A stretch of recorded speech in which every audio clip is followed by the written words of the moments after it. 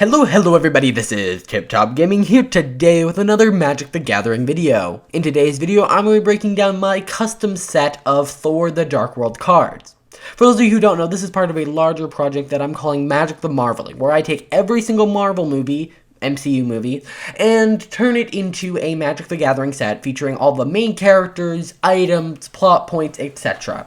And so I'm going to break down some of the most important cards. Now, there are a bunch of cards related to Thor the Dark World, and I can't cover them all in this video. So if you want to see every single card from the entire Magic the Marveling catalog, there'll be a link in the description down below. But why don't we jump right into this, starting with one of the most important characters of the story, that being Thor. Thor is a 6-cost, 6/6 legendary creature as Guardian God hero, and he has Flying, Trample, and Worthy. I'll get back onto what Worthy does here in a second. But it says whenever an Asgardian you control dies, Thor, Prince of Asgard, gets +X/+O, where X is that creature's power. This just kind of represents how he is getting stronger and like angry when people die, and so he gets better. And then you can also artificially inflate his power by giving him +1/+1, kind of like a dragon breathing effect. Yeah, he's just a very powerful character. So why don't we talk about what that Worthy means here. Now, Worthy really is only cared about by a couple cards, and that is Mjolnir, which is a 6-cost artifact, legendary artifact equipment. It says equip to Worthy, so he has to have Worthy to be equipped with this, and it says equip creature gets +3/+3 and has flying and first strike.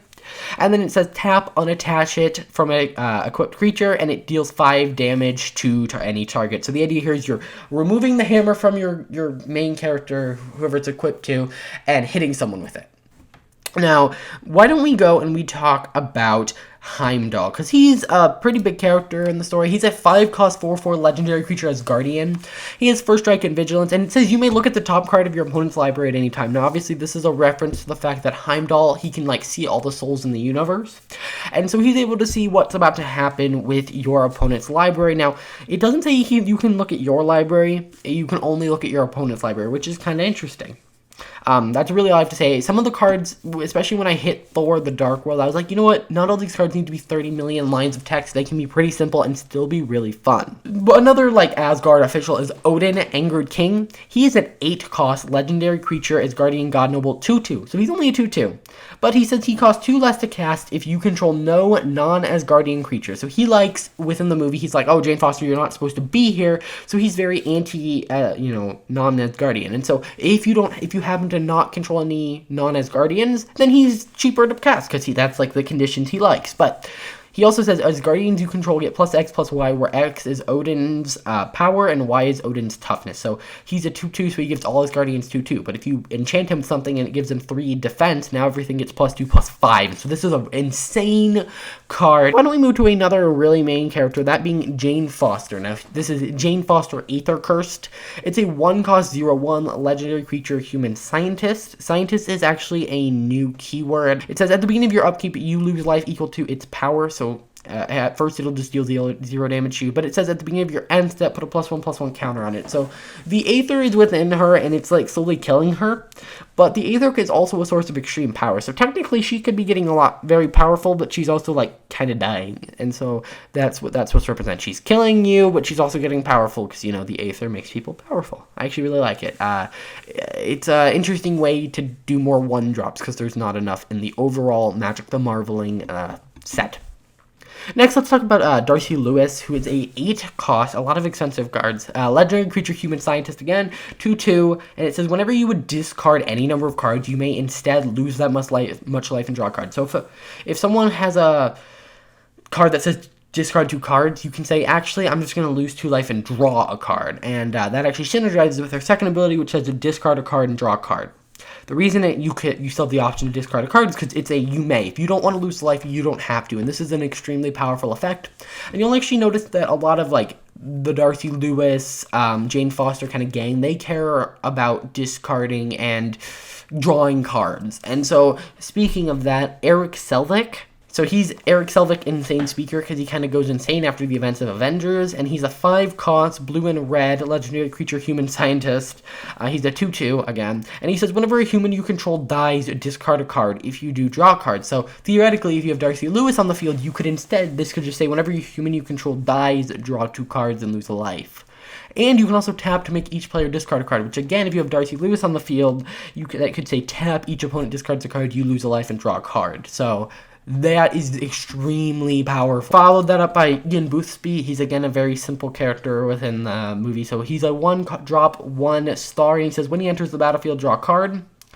And then he says his toughness is equal to the number of cards in your hand. So I believe if you actually play him and you have he's the last card in your hand, he'll just instantly die. So a change to this could be as he enters the battlefield, draw a card, so that he's at least a 1/1. But yeah, this is a very simple card. Again, Darcy Lewis is going to help you draw a card, which is going to help you keep Ian Boothby's toughness up. So, like, Darcy Lewis is kind of making sure he doesn't die. And so that's a very interesting little relationship there in terms of card interaction. Now, why don't we move back to Asgard a little bit? Now, the Warriors 3, so we have, like, Hogun, who's, like, homebound within the story, and Sif, and Volstagg, and Fandral, all of them, they all kind of just have generic, like, Asgardian red-white cards to just flesh out the Asgardian creature type, because a lot of cards care about something being an Asgardian or something not being an Asgardian, and so I really need more Asgardians, and so they just have generic red or Boros-colored effects, like making things not be able to block, giving things boosts, first strike, double strike, haste, all of that. So Fandral also cares about this sword token, so it's very interesting. They're not super duper interesting cards, but they're needed to be there for the set to work. Now, let's move into some of the more dark characters in terms of not the heroes. Why don't we start with Malekith, who is one of the most forgettable villains. You probably forgot he was in this movie. Either way, he's a dark elf king. He's a 6-cost legendary creature, Dark Elf Noble 5/6. Now, I know people are going to be like, oh, that's not how creature types work. That is technically a dark and an elf. And while that is true, like, for instance, I changed how Frost Giants work, so instead they're snow permanents with giant. But I think that this is the best way it's going to work. So dark is a creature type, and you'll even notice Malekith himself mentions just the dark creature type by itself. So it says, whenever an elf you control dies, add a green mana, and if that creature was a dark, add an additional black mana. So if a dark elf dies, you add 2 mana. If a normal elf dies, you add 1, which he could be a very interesting commander for an elf deck that creates tons like tokens elves and then just kills them all for mana. And then you can pay X and a black and a green to create X 1/1 green and black dark elf creature token. So you're paying 1 more mana than you'll get. So, like, if you have another thing that adds, like, if you can sacrifice something for, you can do a lot of crazy stuff with this. Unfortunately, he taps, so it's really hard to go infinite with this. But if you're creating 1 elf, you're technically losing mana. But if you create at least 2, you're breaking even, and then 3, you are making mana off of it, basically, in the long run. So it's very interesting. Next, we have Loki Prisoner, who isn't exactly like a bad guy, but he does not fit within the Asgardian colors. He's a 4-cost black and blue, and if you guys don't remember, he's a prisoner within the story, and so he's a legendary creature, Asgardian god, 7/7 for 4. But he says at the beginning of your upkeep, tap target creature. It doesn't untap as long as Loki Prisoner doesn't have a counter on him. Then it says Loki Prisoner can't attack unless he has a counter on him. He can block because, technically he'd be at Asgard being able to fight. And then you can pay 3 and put a +1/+1 counter on it. Only an opponent may activate this. So basically you're going to keep tapping things. And the way to untap them is to release Loki from his cell. And so you're kind of releasing him to be able to attack. And so you're really, like, in the long run hurting yourself. But you really need these creatures to untap. And so it's this very interesting dynamic of him being a prisoner. Next, let's talk about a couple Dark Elves. So Dark Elf is a black or green, and it's a creature, Dark Elf 1/1, and it says tap, add black or green, and deals 1 damage to you. Very similar to cards already existing. Just a nice mana ramp. Again, I really need more not legendary creatures in the set. I mean, the set isn't really a real set. There's way too many legendary creatures. That's because there's a lot of named characters. But I like to have these cards, which, while they do work with Dark Elves, you could just run this in a mono green deck as ramp. Then we have Dark Elf Soldier. It's a black and a green. And it says creature, Dark Elf Soldier. It's a 1/3, and it says as long as you control 3 or more basic forests or swamps, it gets +2/+2 and has vigilance. So pretty generic black and green stuff. And then Dark Elf Warrior is kind of interesting. It's a black, green, and X, and it's a 2/2 with vigilance and death touch. And it says if at least 3 black mana was spent to cast the spell, create 4 1/1 Dark Elf creatures. And if at least 3 green mana was spent to cast the spell, put a +1/+1 counter in each elf you control. So, but it's impossible to cast this and have it cost 3 black or 3 green without paying a certain amount to X. So sure, you could play this on 3-cost 2/2 vigilance death touch, or you could pay 1 extra black and create 4 1/1s. you could pay an extra black and 2 green and create 4 2/2s. This is an incredibly powerful card. I think that might need to be reduced to like 2 1/1s. So that's really it for the creatures I want to talk about. There are more within the set, but there are a couple other important cards I need to talk about quickly. For instance, the Aether is a legendary artifact. It's an 11 cost, and it says this spell costs 1 less to cast for each dark elf you control. So technically this can be cast by Asgardians, and it can be cast by dark elves, but it's easier for the dark elves, because in the end they end up getting it. And it says creatures you control get +3/+3 and have tap regenerate this creature. Very powerful. And then you can tap the Aether itself, and target creature gains haste, first strike, and trample until end of turn. So yeah, that's very powerful. So, yeah, let's move on to just a couple more things. For instance, there are a bunch of lands within the set. There are dual-colored lands. Thor really cares about the realms, and so each realm is this cycle of land. However, I had to add one land that wasn't in the actual movie because it's the 9 realms, not the 10 realms, and there's 10 color combinations. Heaven is actually from the comic books. It's not from the MCU, but I wanted to complete the cycle.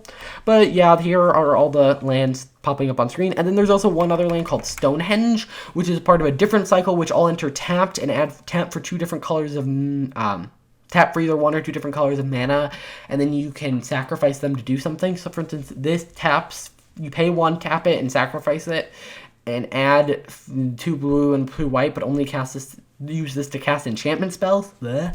So theoretically, you could play this turn 1 and then turn 2 cast a 4 cost, which is really crazy.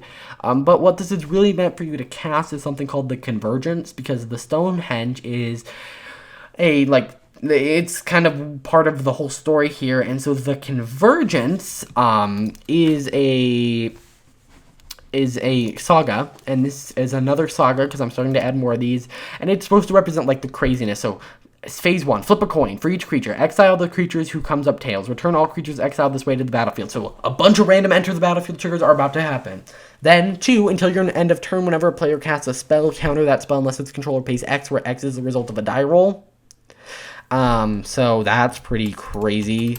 And then 3, until the beginning of your next turn, creatures enter the battlefield under the control of a random player. So say you play a 7/7, it's going to enter the battlefield under a random player's control. Now you might say, why would anyone cast anything? Maybe they don't have a choice. Maybe it's at the beginning of your upkeep, create a 1/1. So it's really just a fun card that just may do absolutely nothing. It's just that's how it works. It's not that good of a card, but it's interesting. Alrighty guys, that's going to do it for this video. I hope you guys enjoyed. If you guys have any comments about the cards, any suggestions, any fixes that you see within the cards, the most updated version of the cards are in the link below, so there might already be changes. Leave those as comments down below. Of course, there's a bunch more cards. Some of them are really awesome, so check them out. I'll see you guys in the next video. Bye.